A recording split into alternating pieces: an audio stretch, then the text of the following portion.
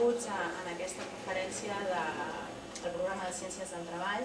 Jo soc Eva Arnau, la directora del programa de Ciències del Treball, i per mi és un autèntic plaer presentar-vos a Ugo Gaggiotti, que parlarà de noves tendències en la cultura organitzativa i introduint alguns conceptes que segurament no us sonin molt, com són aquests de short-term assignments i liquid culture i altres. Crec que serà una conferència realment de noves tendències, de coses que encara no estan però estan arribant, i en aquest sentit crec que serà molt, molt interessant, no només per contingut, sinó també per l'experiència del doctor Gaggiotti, que és doctor per la Universitat de Barcelona, perquè ell és l'actual degà de la principal escola de negocis d'Àsia Central, cosa que li dona un molt gran coneixement de la cultura dels negocis d'aquella zona del món, però ell també coneix Amèrica Llatina, evidentment coneix Europa perquè de fet ell és resident a Barcelona, excepte en l'últim any i mig aproximadament, i a més té una gran experiència de professor visitant en diferents universitats europees, i jo crec que tot això farà que la conferència sigui realment molt interessant. A més, ell coneix molt bé l'estudiant de Ciències del Treball perquè és consultor en una de les assignatures de Ciències del Treball, la Política i Direcció de Persones, la qual cosa crec que tot plegat farà que aquesta conferència pugui enriquir-nos molt a totes les persones que estem interessades en les relacions laborals, la direcció de recursos humans i cap a on està anant tot aquest món. O sigui que sense entretenir-me més, jo crec que podem donar-li les gràcies amb un aplaudiment per la seva assistència i Gràcies, està molt bé. Bueno, gràcies, moltes gràcies. Jo parlo una mica de català, però m'expresso una mica més ràpidament i tenim força problema de temps, tenim que terminar a les 12 i si me permeteix faré la meva explicació en castellà rioplatense, perquè els meus orígens són argentins, però suposo que no tendrá ningún problema en entender. Entonces, gracias por venir. Trataré de ser muy breve y de dar básicamente la palabra a vosotros para discutir acerca de estos conceptos. Nuevas tendencias en la cultura organizativa, short-term assignments and liquid culture y otros conceptos. ¿Qué se entiende por short-term assignments?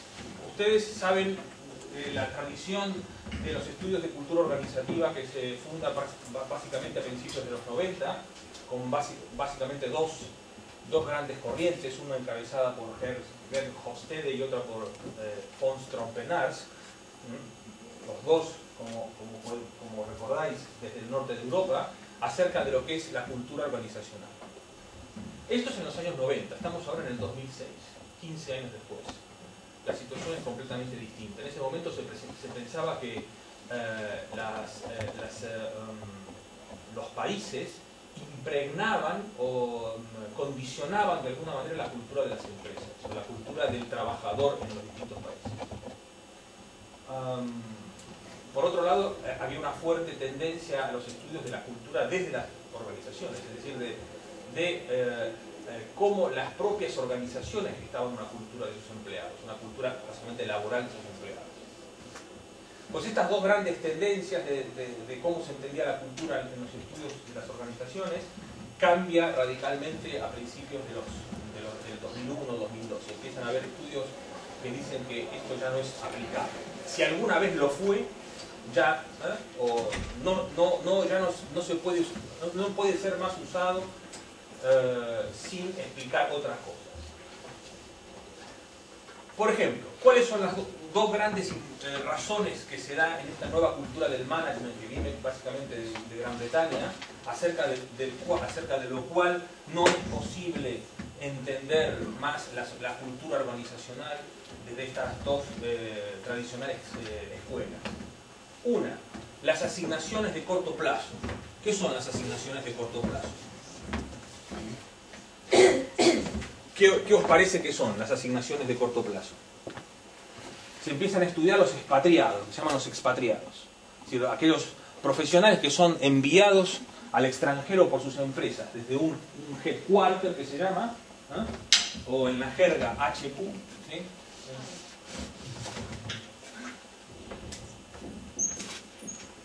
¿sí? A un host. Lamentablemente tendré que hacer mucha referencia a términos en inglés, porque saben que el 95% de la bibliografía y la literatura del management sobre estos casos son en inglés, y son unos 85, ahora un poco más hay presencia de literatura europea, del norte de Europa, en inglés, americana básicamente. Ahora empieza a haber literatura inglesa y del norte de Europa. Las asignaciones a corto plazo. Se empieza a ver que las empresas de enviar a sus expatriados entre 3 y 5 años al extranjero, los empiezan a mandar 18 meses, 2 años. Ya no como en los 90, 4 o 5 años, sino mucho más brevemente. De hecho, como ven, en el 2001 se hace este estudio que hace Mercer con Salting. A largo plazo, más del 60% de las empresas expatrían cada vez más a sus trabajadores en el corto plazo, incluso menos de un año. Esos son los short term. Y a largo plazo, más de 5 años, el 38% de las multinacionales prevén reducir el periodo. Es decir que ya esto de alguien que se va al extranjero se tiene que adaptar culturalmente no solamente al nuevo país, sino al host, del headquarter al host. Y que hay un periodo en el cual ese trabajador o ese empleado, ese manager, empieza a trabajar como se trabaja en el host y como en el país que es head de host. Esto empieza a desaparecer.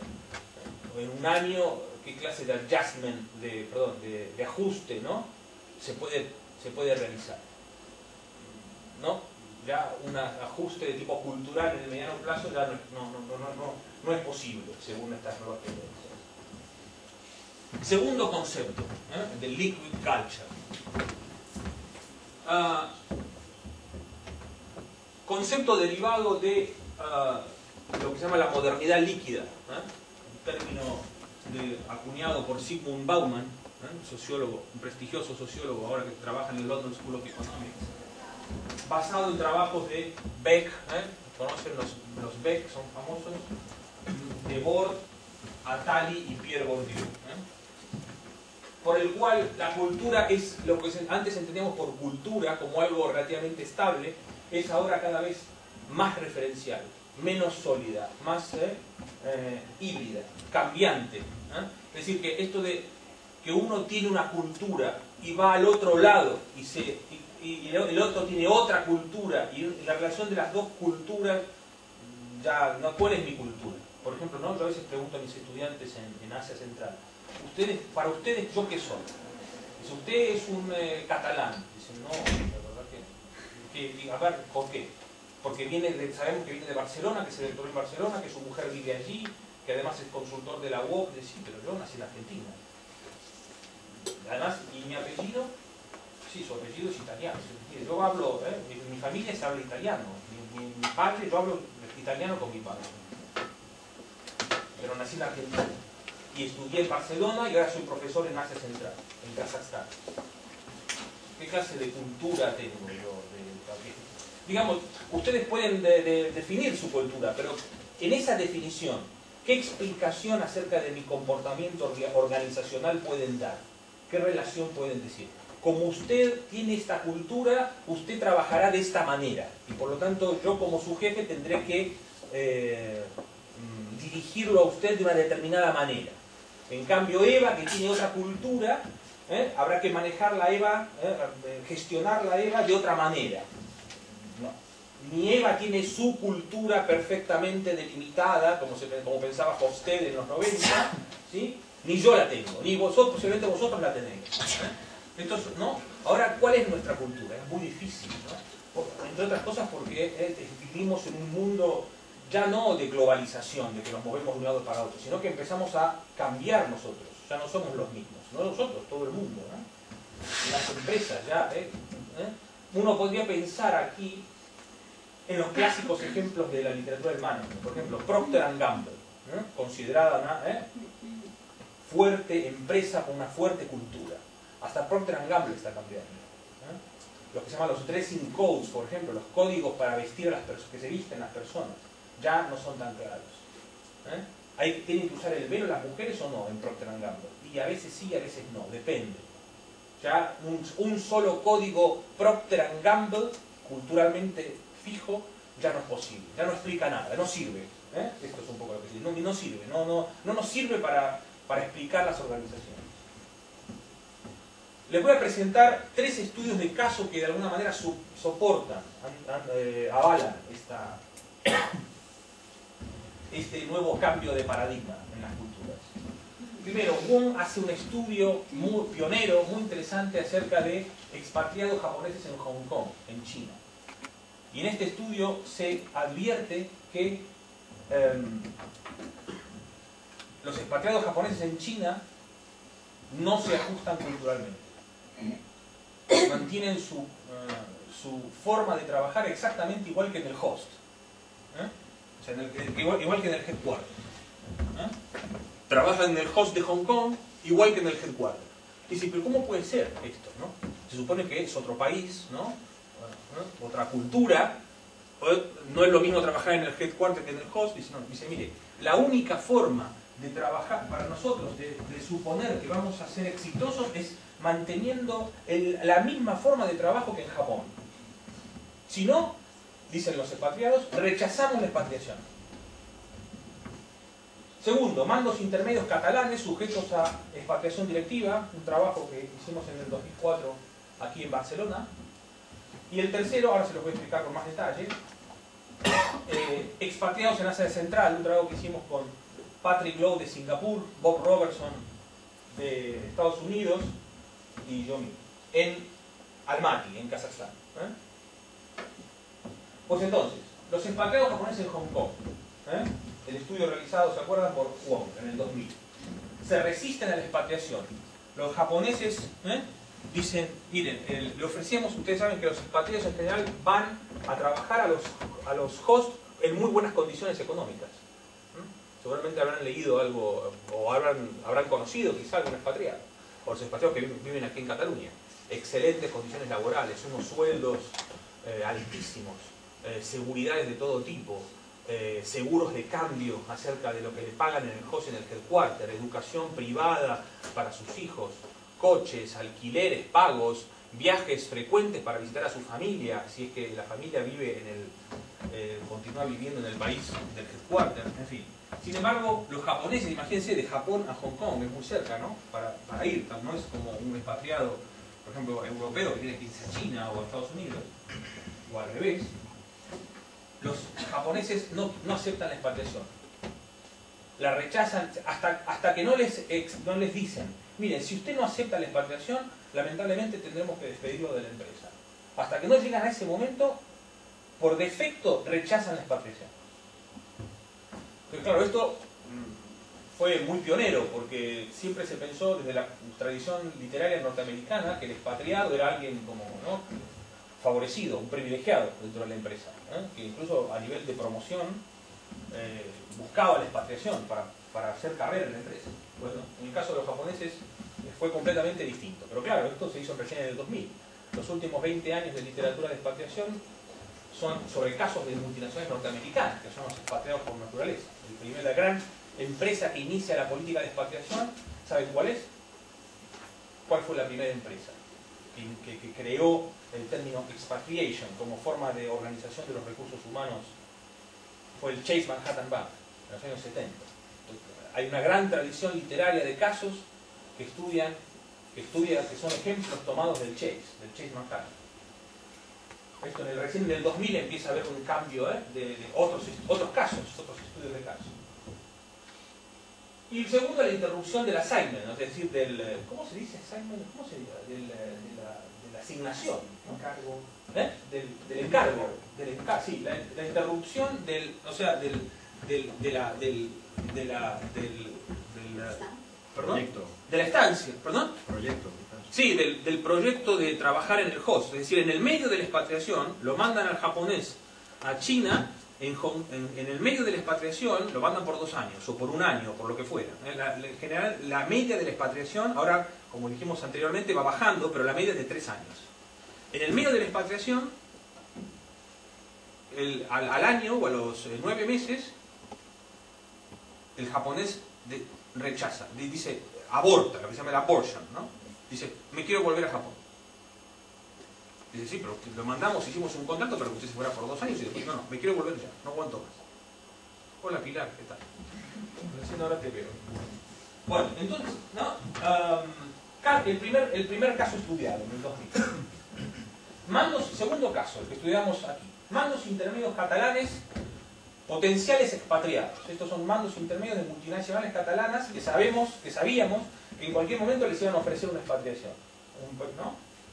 Ahí vemos otra vez parecido al caso, no con la vehemencia quizá de los japoneses, pero también rechazan el cambio. Cambian para ellos, una de las razones es porque cambia el significado del trabajo. No es lo mismo para ellos trabajar como expatriado que trabajar como, digamos, empleado regular.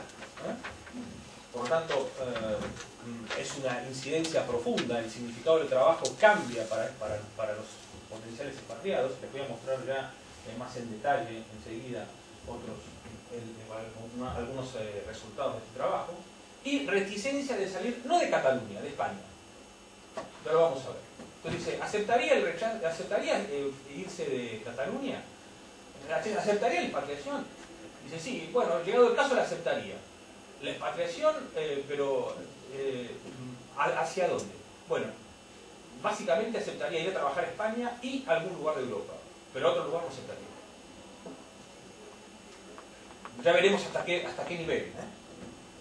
Y por último, el trabajo que hemos hecho con Lowe y Robertson en Asia Central sobre expatriados de todo el mundo que están yendo a Asia, europeos, americanos, básicamente europeos y americanos, ¿no? Más americanos que europeos.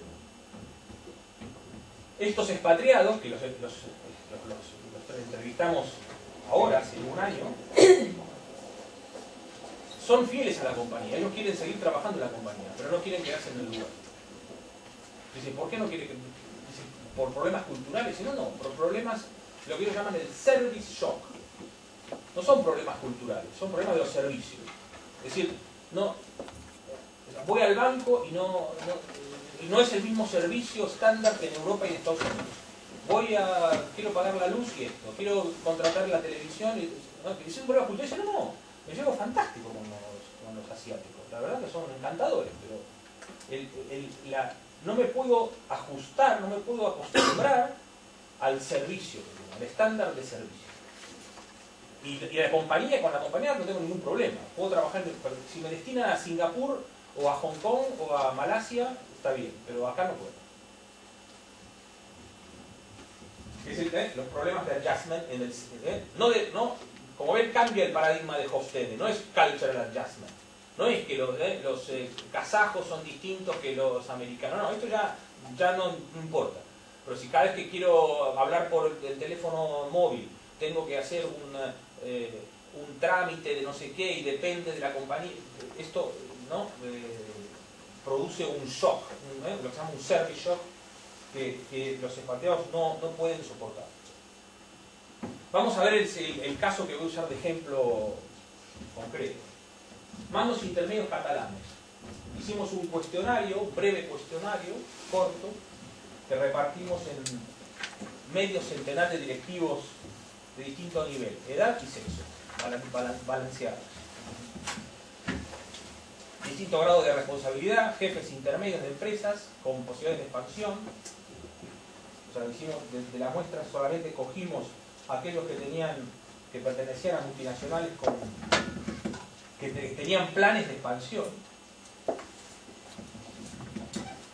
Durante jornadas de formación que tenían estas empresas contratadas con ESADE, donde yo trabajaba, y con EAE, de la Politécnica,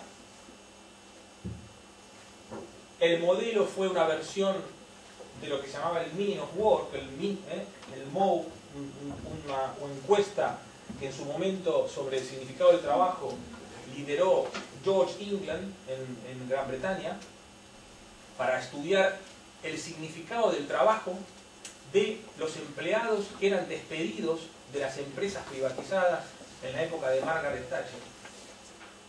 cómo cambiaba el significado del trabajo en estos empleados. Entonces adaptamos, con permiso de England y su equipo, para hacerlo compatible, el cuestionario del MOU, y luego de ello, luego del cuestionario, realizamos entrevistas personales no dirigidas, no abiertas, con 12 directivos, que sabíamos que les habían ofrecido, en concreto, ser expatriados. En este lugar está publicado el artículo. Esta es una revista de la Universidad de Barcelona, indexada en el Social Science Index, por lo tanto, se los muestro para que vean y para que si les interesa lo usen como recurso. ¿Vosotros sois consultores o profesores en general de la UOC? ¿Estudiantes? ¿Eh? Pues, entonces, yo soy consultor, posiblemente lo usaremos, hemos tenido algunas discusiones con Pilar en nuestro foro y estamos pensando que quizá podríamos utilizar este recurso. Pero obviamente también lo puedes usar como material bibliográfico. Ya os pasaré la dirección de la página web. Pero si ponéis aquí expatriación, directiva, Cataluña o algo así, y mi nombre, en el Google lo encontraréis. Un pequeño resumen de lo que pasó con esto. Lo que vimos en este estudio. Les preguntamos, por ejemplo, a los directivos, ¿no? ¿Qué importancia tendrá el trabajo en los próximos años para ustedes? ¿Será muy importante el trabajo para usted o será relativamente importante? ¿Creerá que...? Como veis allí, 36% importante y 52% muy importante. O sea, 88% de los encuestados decía que el trabajo es algo muy importante para ellos en el futuro próximo. Acuérdense que son potenciales expatriados estos, O sea que cuando están pensando en el trabajo, tienen allí en mente que su empresa quizás los tenga que mandar afuera o que hay otros compañeros de ellos que están en un proceso de expansión. Pero entonces cuando uno les pregunta, suponga que usted tuviera que optar entre perder su trabajo o aceptarlo a cambio de vivir en otro lugar. El 38% aceptaría el cambio. Entonces uno dice, mira, la mayoría aceptaría el cambio. Sí, pero cuando uno ve que aceptaría el cambio solo si fuera en otra ciudad de España, y ve que aceptaría el cambio si fuera en algunos países determinados, 17% también, y otros que no aceptarían el cambio, ¿sí? Tenemos 56%, más de la mitad, que duda acerca de aceptar el cambio. Se arriesgaría a perder el puesto de trabajo. Por lo tanto, en un contexto de expansión, de probabilidades de que la empresa le diga, mire, váyase allí, porque aquí ya tenemos nuestro mercado y ya nos hemos expandido, ahora queremos expandirnos a otros lugares, por lo tanto, no tengo lugar para ti aquí, más en tu casa, pero si te vas, quizás puedas volver, o sí, ¿no? Esto no está tan claro, es que sería una opción. Todavía se piensa, o se pensaba aquí en el 2004, que quedarse sería mejor que irse. Y esto es realmente una de las grandes claves de los nuevos paradigmas en los estudios culturales. Las personas en las organizaciones prefieren quedarse antes que irse. Mantener el trabajo a pesar de ganar menos que aceptar hipotéticas carreras fuera. Seguir más como en lo conocido antes que pensar que lo desconocido puede tener más oportunidades. ¿Por qué esto? ¿Por qué se da esta situación? Esto es lo que hemos tratado de estudiar. Esta aparente contradicción entre una literatura del management que pregona y que nosotros mismos hemos utilizado y seguimos utilizando en la universidad cuando damos clase, que pregona acerca de la globalización, del mercado, de un sistema capitalista expansivo que nos permite a todos utilizar el mundo como mercado, que nos permite a nuestras empresas expandirnos hasta donde quisiéramos, ya sin ningún tipo de barreras, Esto al mismo tiempo que la resistencia de nuestros empleados y de nosotros mismos para irnos, para aceptar assignments en el extranjero, prefiriendo quedarnos, mantenernos. ¿Por qué?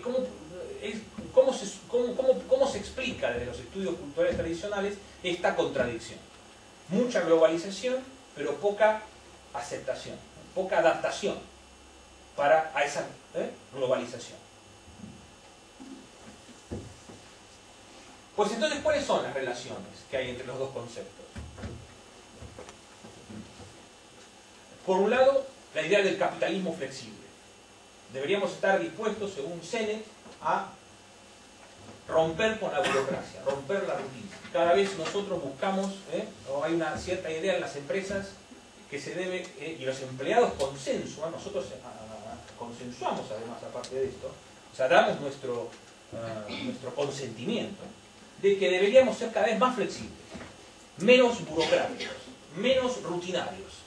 O sea, las cosas rutinarias deberíamos confiarlas a las máquinas. Nosotros no queremos hacernos cargo de las cosas rutinarias.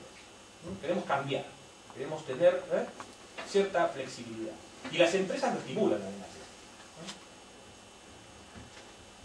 Exigen además que estemos abiertos al cambio, los trabajadores estemos abiertos al cambio, seamos potenciales globalizadores de la empresa, ayudemos a la empresa a expandirse, ayudemos a la empresa a cambiar, trabajemos más contra proyectos. Y de allí viene la especialización flexible en la producción. Debemos ser lo suficientemente especializados, pero al mismo momento lo suficientemente flexibles. Hoy trabajamos en esta línea montando espejos para la SEAT en este subcontratista. ¿Para siempre? No, durante un tiempo. O sea, especialista en retrovisores de la subcontratista X de la SEAT durante 18 meses. Contraproyecto, porque hay que producir 2.727.000 retrovisores de color negro.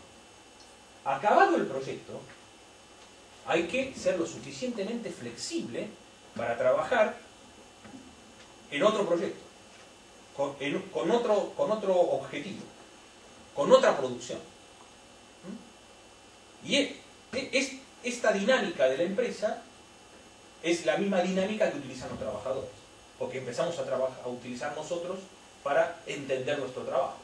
No pensar en un trabajo que será un puesto en una organización para siempre, y no solamente en el tiempo, sino en la dedicación, sino en la variación. Especialistas a corto plazo. Ya no especialistas. ¿Se acuerdan cuando decían, la enseñanza está buscando, los americanos, se decía, ¿no? Tienen una enseñanza hacia la especialización. Ya no es hacia la especialización, es hacia la especialización y al corto plazo. Hacia la especialización contra el proyecto. Consecuencias. Ya lo dijimos, metas a corto plazo, cambio del significado del trabajo. ¿Qué significa el trabajo para nosotros? ¿Cuál es el meaning of work? ¿Qué significa el trabajo? ¿Qué es trabajar? ¿Qué es trabajar? Si trabajo contra proyecto y soy especialista en el corto plazo. No es lo mismo que hace 20 años. Ansiedad y falta de confianza informal, como muchos de vosotros sabéis, porque sois profesores o consultores o estudiantes. La confianza informal es lo que se descubrió en los primeros estudios de management y se sigue sosteniendo, es lo que constituye el sustento permanente en las empresas. No la confianza formal, sino la confianza informal. Los grupos de trabajo, los colegas y los amigos y las relaciones informales que uno establece en la empresa. Pero al trabajar contra proyecto, esas relaciones van cambiando. Dependen del proyecto, las relaciones con las personas. Cambian permanentemente. Por lo tanto, la creación de una confianza informal se debilita. Es difícil de establecer. No la formalidad. Quizá uno siga como empleado de la SEAT o de empleado de la empresa X, pero las relaciones informales que mantienen en la empresa cambian por completo. Porque cambian los proyectos, cambian los productos, cambia la especialización y cambian los plazos. organizaciones no piramidales sino reticulares. Esto es lo que ha visto Sennett. La famosa idea de la carrera, dice Sennett, el way, que se llama en Inglaterra, el job way, es decir, uno hace carrera en la empresa, y el way es la idea, dice Sennett, el way es tomado de los estudios de management ingleses de la huella que dejan las carretas cuando entran en la ciudad. Esa huella, ¿no? Y que uno sigue la huella en la organización y va escalando posiciones y va promocionando. Empieza trabajando de esto, sigue lo siguiente, si lo consigue, sigue en el siguiente estrado. Este way, este camino, por el cual uno puede seguir su promoción dentro de la empresa, se corta con la organización reticular. No es una organización piramidal, ya no es más que el jefe, ¿no? Sino que son redes, porque se trabaja contra proyectos. Formamos esta red, nosotros tres, para trabajar y producir esto durante un cierto tiempo, y él es nuestro jefe. Ahora, terminado esto, tenemos que fabricarlo esto, en los próximos 2 años, con otra red. Y ahora Eva es nuestra jefe. ¿Por qué Eva es nuestra jefe? ¿Porque ascendió piramidalmente en la empresa? No, la red se reorganizó. Y Eva ya tiene las competencias para ser nuestro jefe en nuestro proyecto. No es por una organización piramidal. ¿Lo ven? Es contraproyecto. Por lo tanto, el way, ¿cómo se hace carrera en la empresa? No se hace como hace 20 años. Es distinto. Desaparece la carrera. ¿Qué contradicciones hay entre estos modelos? Entre estos, Estamos ahora en el medio de los nuevos conceptos, tratan de explicar qué pasa con las empresas, con Procter & Gamble, ¿no? Que viene de la famosa cultura fuerte y ahora pasa a ser una cultura líquida, una cultura híbrida. ¿Qué pasa con estas? ¿Cómo se explica la cultura? Aparecen estos dilemas. Organizaciones culturalmente fuertes, es decir, si ustedes trabajan para Procter & Gamble, nosotros trabajamos para Planeta con Eva. Yo trabajé 10 años para Planeta, o 9, no me acuerdo, y Eva trabajó 5 años. Ahí veíamos muy bien, ¿no? Uno tenía que ser una especie de Planeta Boy, o Girl, ¿no? Una empresa culturalmente fuerte, ¿sí? Uno tenía que ser, ¿no? Estar comprometido con Planeta. Pero trabajaba contra proyectos. Entonces, ¿no? Entonces, quizá uno trabajaba, tenía que ser demostrar y ser alguien de Planeta, de la empresa, pero por otro lado, Planeta era económicamente débil, en el sentido de que el proyecto era un proyecto a cierto plazo. Y en el caso de la industria editorial es algo bastante... Uno trabaja para hacer una enciclopedia, o trabaja para hacer un libro un manual sobre tal cosa. Terminado en la producción y la venta y la comercialización de ese producto, se pasa a otro proyecto, se llaman así además. Proyectos editoriales. ¿Sí? Pero uno tiene que estar comprometido, tiene que mostrar que uno forma parte realmente de ese proyecto y de esa empresa.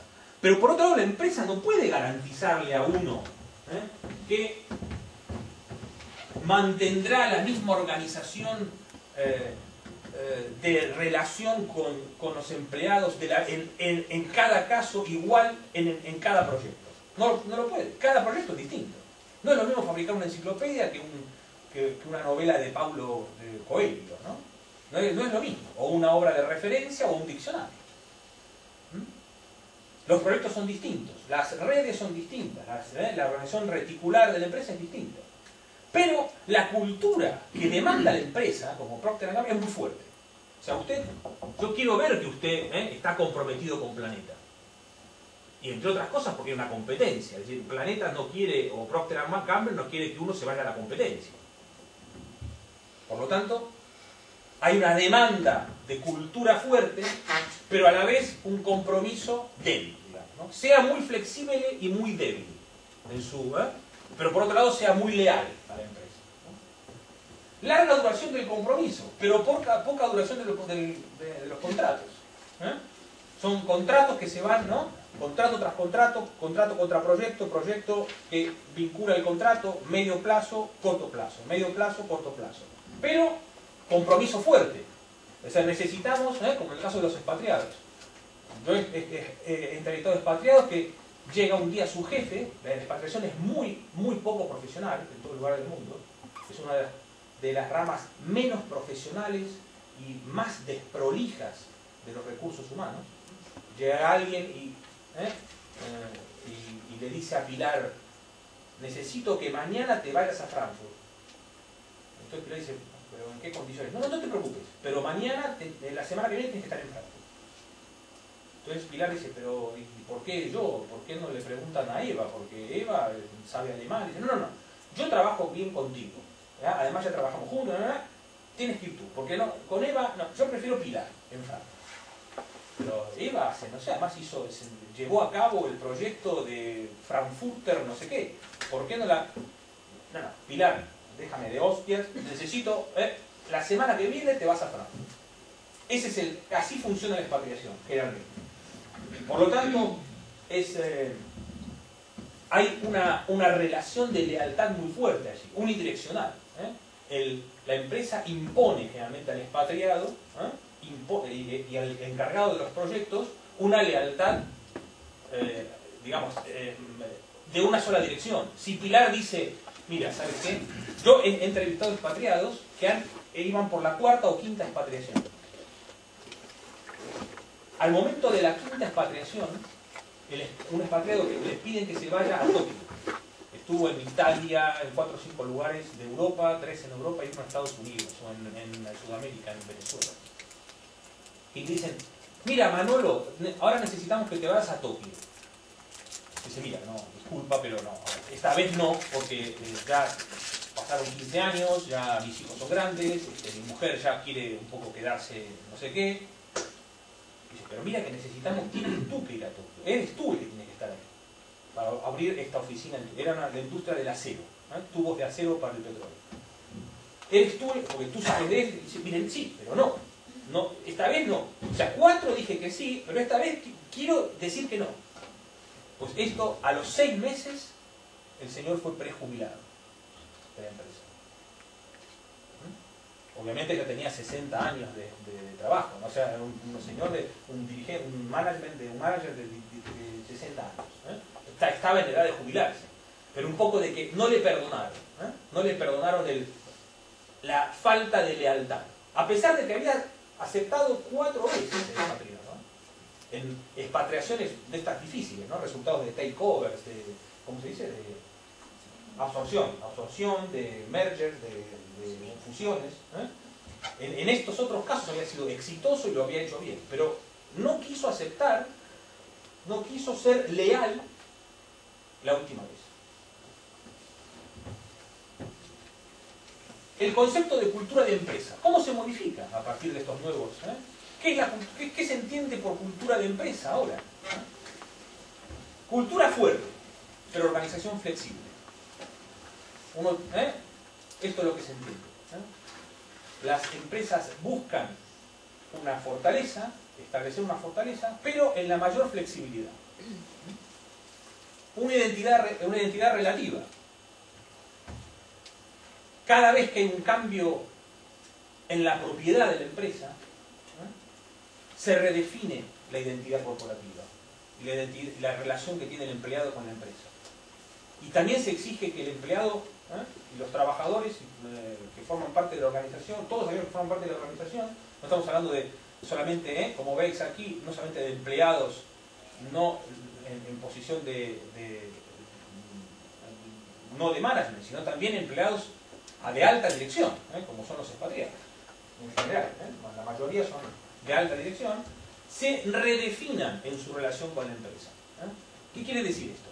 Que hoy puede ser que la empresa nos considere altos ejecutivos, pero mañana directores de proyectos, y mañana directivos y parte del accionariado, y traspasado miembros del consejo de dirección, pero traspasado miembros del host en Hong Kong.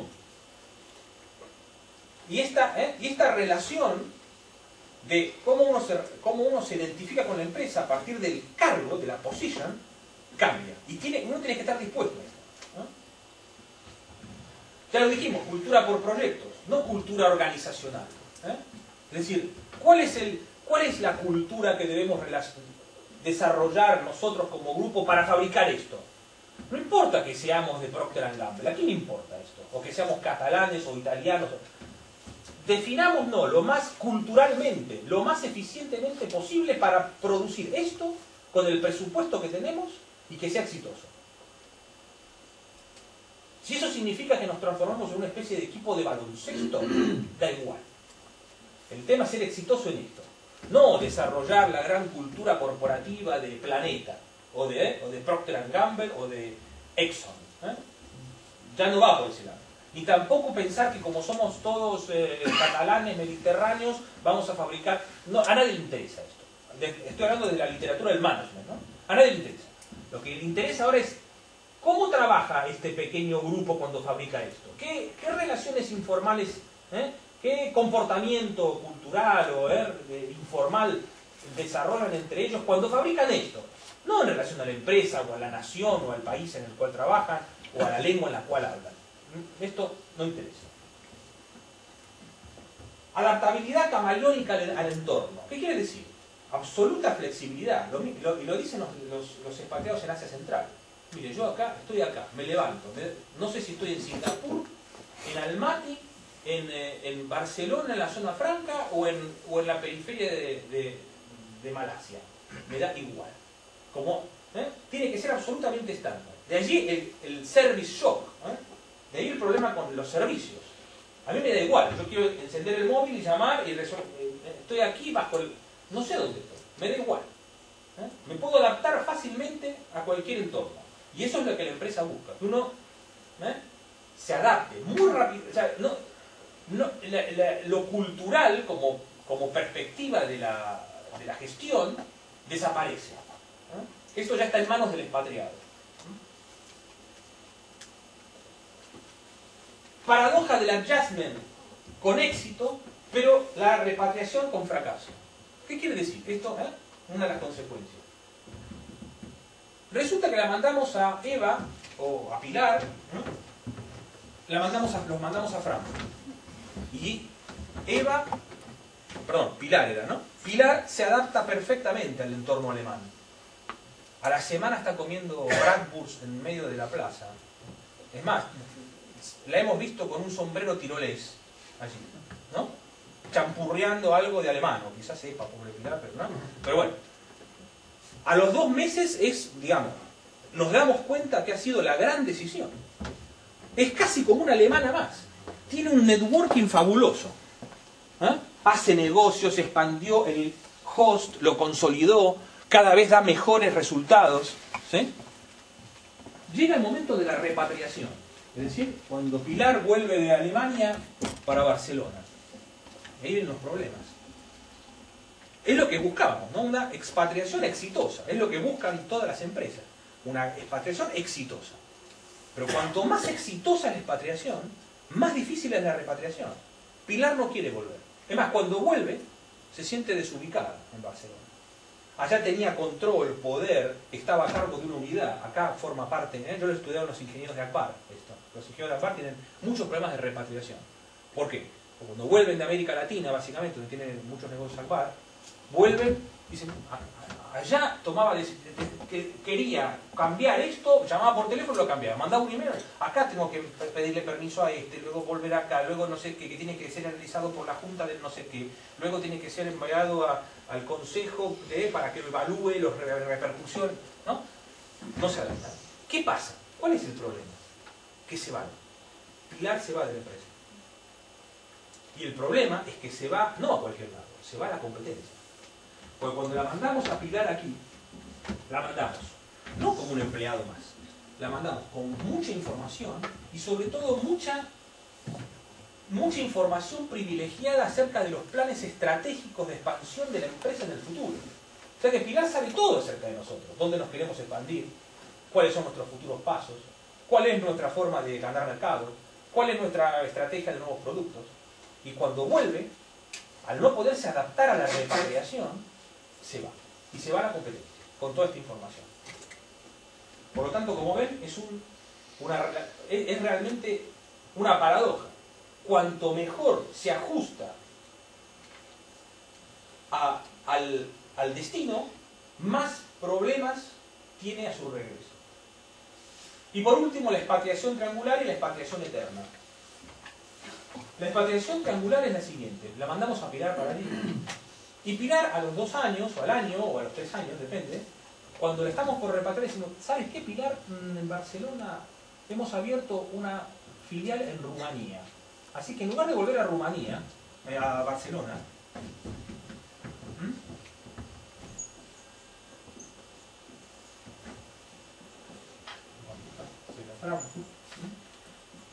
en lugar de volver a Barcelona, te mandamos a Rumanía. Roma. Entonces, como veis, es una expatriación triangular. Y ahora lo que está sucediendo, que es un caso que se está estudiando mucho, es lo que se llama la expatriación eterna. Como podéis imaginar, de Barcelona a Frankfurt, de Frankfurt a Rumanía, de Rumanía a Hong Kong, de Hong Kong a Singapur, de Singapur a... Si quiere, cuando se jubile, vuelve a Barcelona para estar con la Avia, si le apetece, pero ya es un problema de ella. Y el caso es interesante, es que esto no proviene solamente de las empresas, proviene de los expatriados. Como veíamos en el caso de Pilar. Pilar está en Frankfurt, ella sabe que si vuelve a Barcelona, ¿no? Entonces dice, miren, ¿saben qué? No quiero repatriarme a mí. Ya me mandaron acá 2 años, rompí toda la familia, ya reorganicé todo mi mundo. ¿Para qué? O me dejan en Frankfurt o me mandan en otro lugar. Y cuando está en Rumanía, dice, después de 4 o 5 años de estar fuera de Barcelona, ¿qué voy a volver a hacer? Ya no me acuerdo de nada. Y además, ¿qué sentido tiene? ¿Para hacer qué tipo de carrera aquí? Mándenme a, no sé, a Bratislava, no sé, a cualquier lugar, la nueva empresa, ¿no? A la nueva oficina que estén pensando en montar. La expatriación eterna. Permanentemente expatriado. Muchas gracias. Preguntas.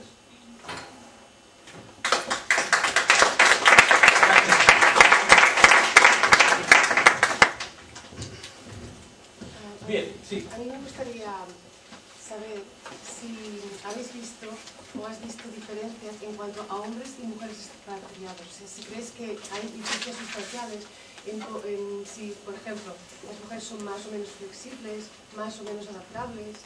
Mira, es muy interesante la pregunta. Por 2 cosas. Primero, según mi punto de vista, las mujeres son menos flexibles.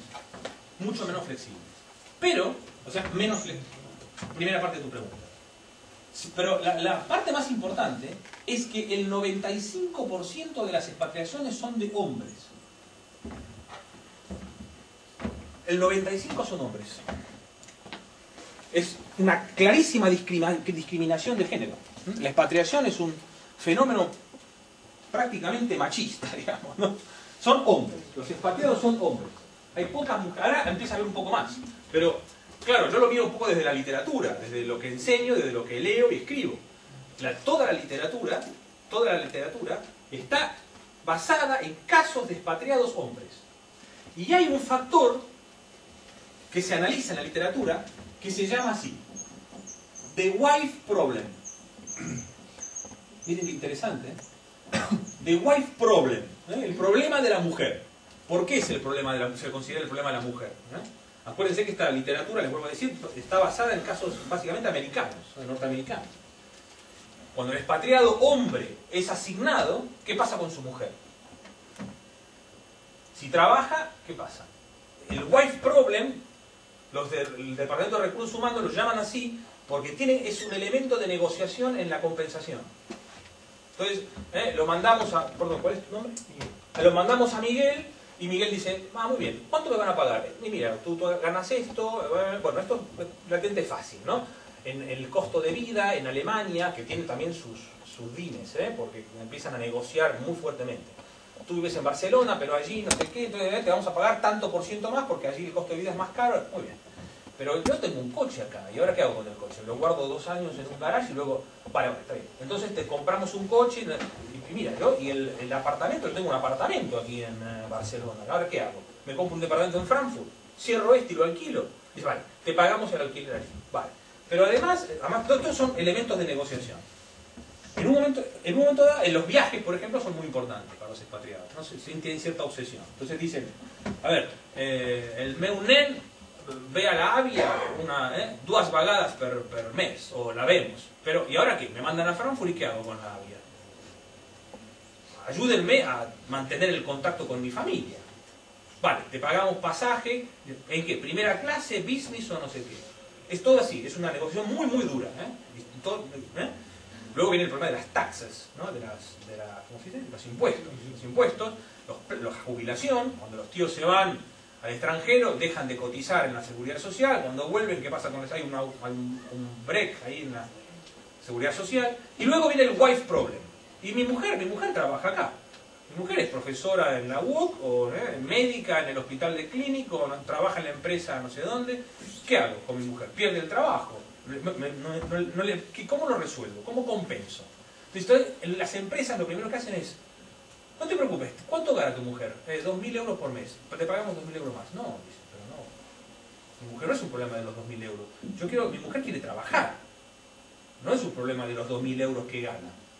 Entonces ahí empiezan las negociaciones. Los italianos, por ejemplo, tienden a aceptar la expatriación siempre y cuando la empresa le garantice un puesto de trabajo a la mujer. ¿En la empresa o en otra empresa? El wife problem. Pero, volviendo a son más rígidas las mujeres. Adeu, gracias. Son generalmente más rígidas. Tienen, los pocos casos que se conocen, tienden a aceptar short assignments y les interesa el tema de la seguridad. No tienen experiencia de expatriación. Según lo que yo creo es, recién ahora están ofreciéndoles expatriaciones en las empresas, pero no tienen experiencia de expatriación, están saliendo recién las mujeres ahora. Perdón, ¿tú querías decir algo? Sí, la conferència que has donat, cada 2 per 3 la paraula que surt és paradoxa, contradicció i totes podríem dir molt sorprenent, no?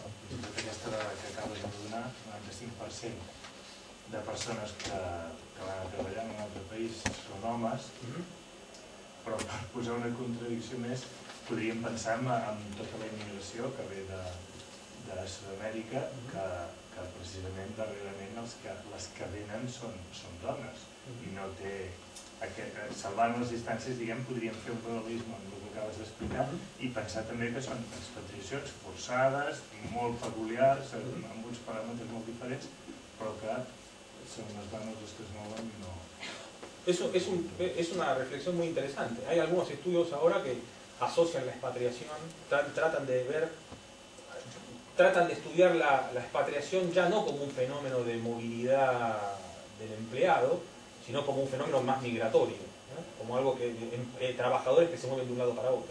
Pero técnicamente en la literatura de recursos humanos, para que se llame expatriación, aunque yo tengo un artículo que reflexiona sobre la forma negativa de entender esto al haber importado, en el caso de los estudios en España, al haber importado el término desde el inglés, porque expatriación para nosotros significa no lo mismo que para ellos. Expatriation es esto, técnicamente. O sea, expatriation, además se dice expat en la jerga.